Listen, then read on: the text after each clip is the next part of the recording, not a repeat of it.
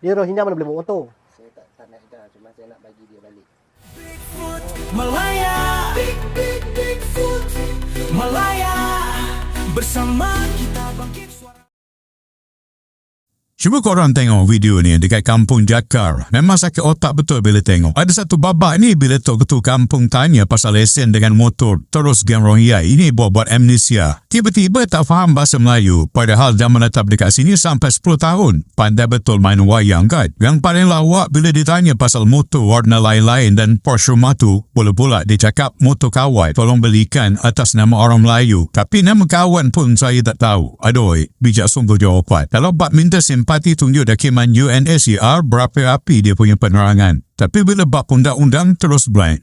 Tapi apa yang paling geram lebih daripada puas hanya ni warga tempatan kita sendiri demi nak makan sewa rumah berapa ratus ringgit sanggup gadaikan ketenteraman jiran-jiran sekeliling. Lepas tu siap ada yang tolong belikan motor atas nama sendiri bagi warga asing bawa tanpa lesen. Orang ni dah kenapa? Ini bukan sifat pemurah. Ini namanya menyusahkan orang ramai dekat jalan raya. Bila jadi aksiden nanti, orang nak bertanggungjawab ke? Pihak berkuasa pula macam mana? Takkan nak tunggu AJK kampung yang terpaksa jadi detektif buat kerja penguatkuasaan? Kat mana korang ni? Sampai bila kat UNSCR tu nak dibiarkan jadi pas kebal untuk diorang buat apa saja dekat negara kita? Janganlah buat kerja bermusim. Takkan nak tunggu video dah viral baru nak berkejaran turun padang. Tahniah kepada pengurusi JPKKP Kampung Jakar sebab berani turun padang. Tapi realitinya sampai bila orang kampung kena gas keselamatan sendiri? Pihak berkuasa tolonglah bangun dan jalankan tugas. Jangan tunggu sampai kampung kita pula yang didawat. Korang rasa macam mana? Cuba komen di bawah.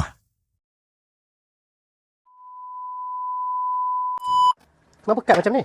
Dia surat pendaftaran baru. Permohonan baru. Ya. Ini tadi seorang. Sekarang berapa orang rumah? Anak. Anak berapa orang? Anak seorang. Anak seorang. Lepas tu isteri tengah hamil.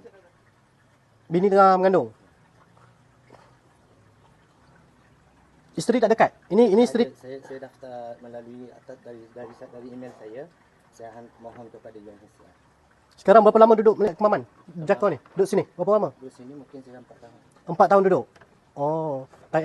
Berapa? 5. Berapa orang rumah? 4. 3. 3 orang. 3 orang. Siapa tuan rumah? Tuan rumah orang Kuantan. Orang Kuantan. Nama? Akhtar Ali. Atak Ali. Oh, orang Melayu. Orang Melayu bagi sewa. Yang sama. Tuan rumah yang sama tadi. Ya, Atak Ali. Oh, tuan rumah yang sama. Oh. Orang ni duduk Kuantan. Ya.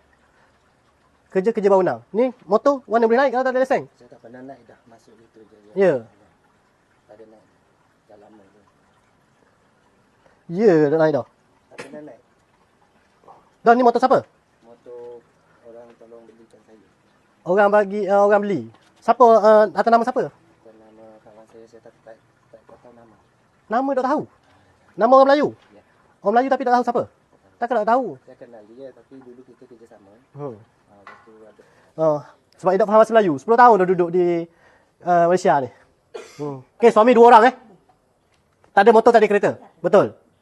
Kalau Ini tak tahu. mana tak ada, situ ada kereta. Tak ada. Kereta ada. Tak ada. Oh, Basikal ada. basikal ada. Hari-hari nak basikal. Kerja apa? Tak tahu. Ini buat mozek punya. Buat ini lantai. Hari ni saya JPKK Kampung Jakar buat turun padang untuk tengok warga Rohingya yang berada di Jakar.